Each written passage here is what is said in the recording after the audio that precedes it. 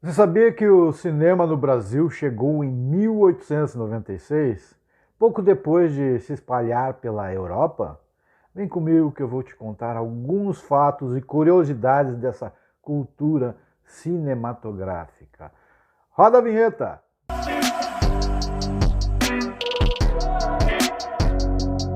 Sejam todos muito bem-vindos ao canal Poesias e Luz. Eu sou o Fábio Rodrigues e vou te contar alguns fatos e curiosidades da história cinematográfica brasileira. Então, já te inscreve aqui, deixa aquele joinha legal e ativa o sininho. Assim você não vai perder nada e será notificado toda vez que fizermos um vídeo ou uma live nova. E falando em live, nesta quarta-feira teremos um bate-papo às 20 horas sobre esta história cinematográfica da cultura do cinema no Brasil, com Wallace Vital e Dido Domingos. A história do cinema no Brasil começa com a invenção de um aparelho chamado cinematógrafo, que é atribuído a Auguste e Louis, conhecidos como os irmãos Lumière, em 1895, que tornou possível a reprodução de pequenas filmagens em telas. Essa invenção permitiu que as salas de cinema fossem construídas em todo o continente europeu. Mas este aparelho chegou ao Brasil poucos meses depois da primeira demonstração pública de funcionamento na Europa. Em 8 de julho de 1896, a primeira sessão de cinema foi realizada aqui no Brasil. Essa sessão aconteceu na Rua do Ouvidor, no Rio de Janeiro, exibindo pequenas filmetes que traziam filmagens de cidades europeias. Segundo alguns historiadores, as primeiras filmagens foram de 1897 a 1898. E as primeiras produções com histórias fictícias foram feitas no começo do século XX.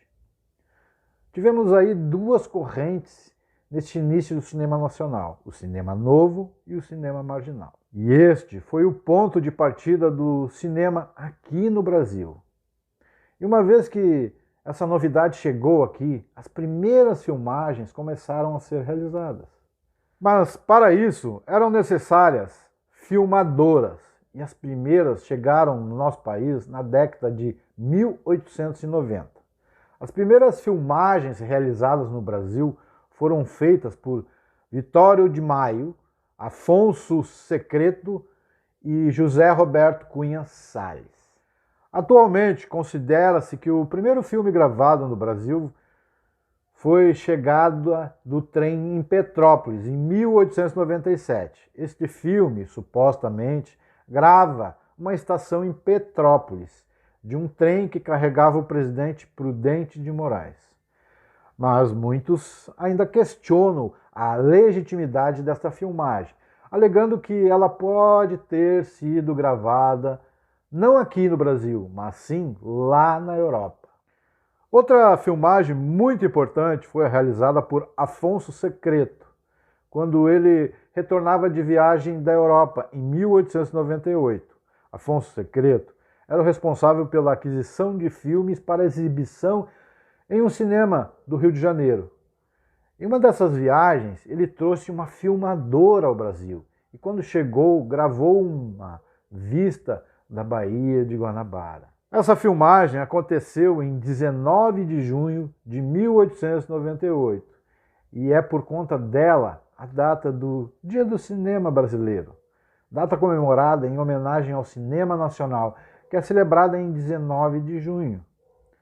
Entretanto, nenhuma dessas cópias deste filme foi preservada, o que faz com que a existência deste filme seja questionada.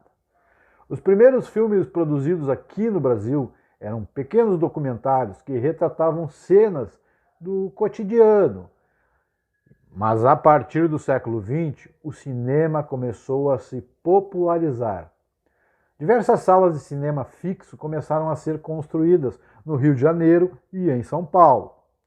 Além dos locais de exibição, terem se popularizado, as produções também começaram a prosperar.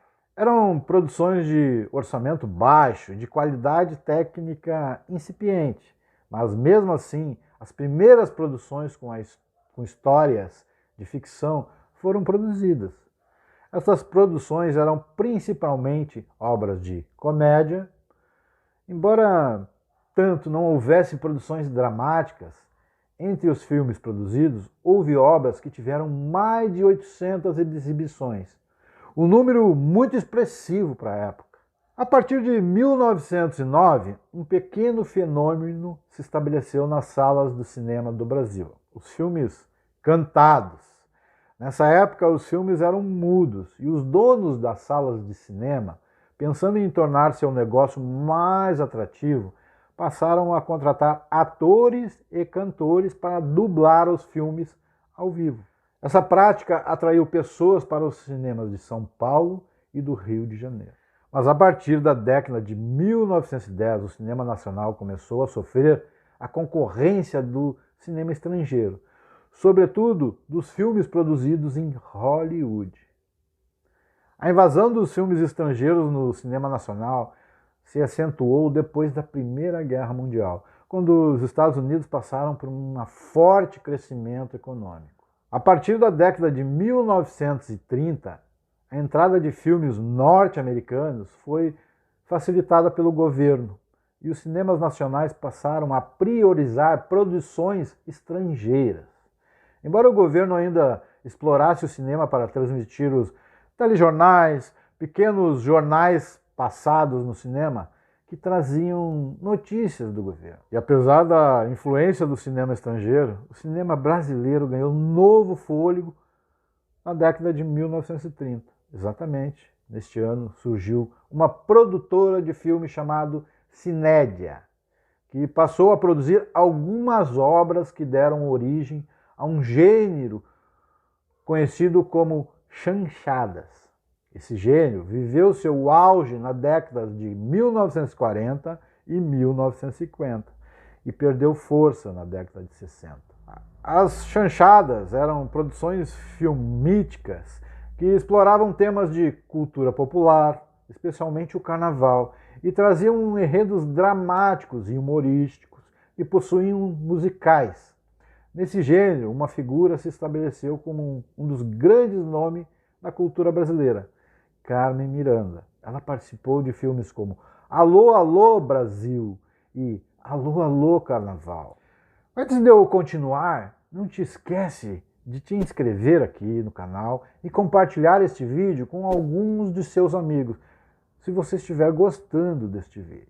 Continuando, agora vamos para o cinema novo.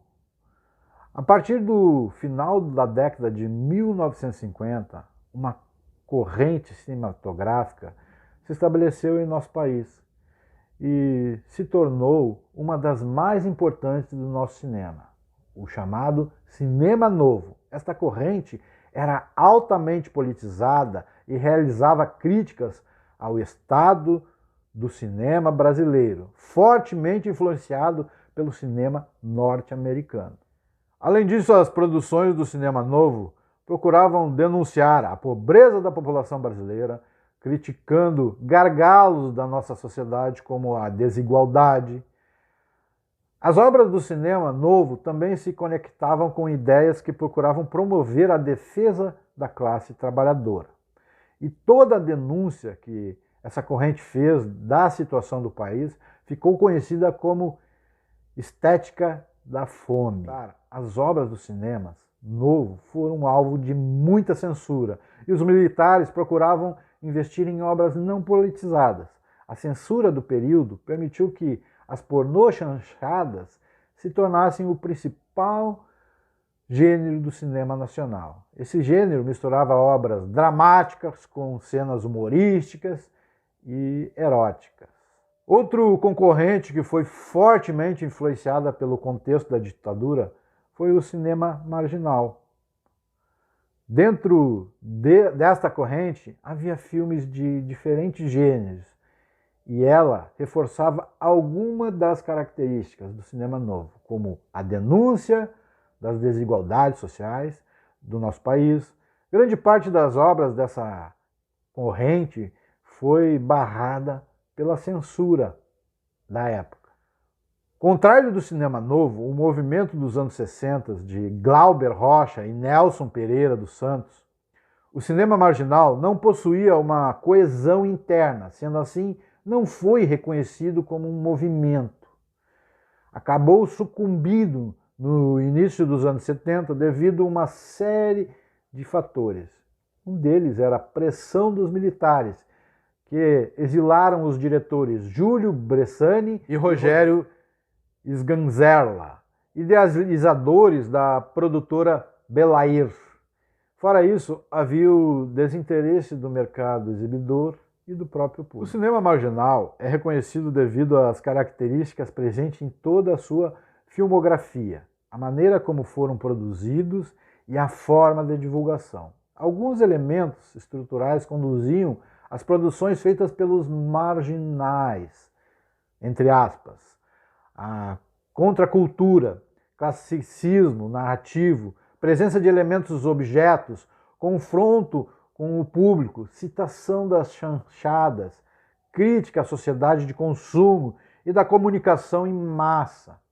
Além disso, houve uma abertura para elementos presentes nos filmes hollywoodianos. Embora até hoje pareça para alguns uma anomalia prática, o cinema marginal propunha uma sólida organização de diretores e produtores, principalmente dos cineastas paulistas, cariocas, baianos e mineiros. São 3 os principais centros de produção à época: a Boca do Lixo, em São Paulo, a Boca da Fome, no Rio de Janeiro, e o Inferno, lá em Salvador. Agora eu vou citar para vocês grandes filmes do cinema nacional. O cinema brasileiro ele possui inúmeras produções que são reconhecidas internacionalmente. Dentre os grandes do cinema brasileiro, destacamos 5 produções aqui. Deus e o Diabo na Terra do Sol, em 1964, Cidade de Deus, 2002, O Pagador de Promessas, de 1962, Central do Brasil, de 1998 e Bang Bang, de 1971. Temos inúmeras outras produções, mas eu coloquei aqui. E gostaria de fazer um desafio a todos vocês. Coloque aqui nos comentários grandes produções brasileiras que não foram citadas e nos diga quais dessas você assistiu e gostou mais. E não se esqueça da nossa live desta quarta-feira de bate-papo sobre este assunto, cinema, cultura cinematográfica nacional. Esperamos vocês lá, 20 horas, nesta quarta-feira. Me despeço de vocês com a seguinte reflexão. Toda arte cultural nos faz crescer em conhecimento e nos faz pensar sobre nosso meio de vida. O aprendizado é uma forma de pensamento individual e parte da nossa coletividade. Pense nisso, porque poesias são pequenos carinhos na alma. Voltaremos. Tchau.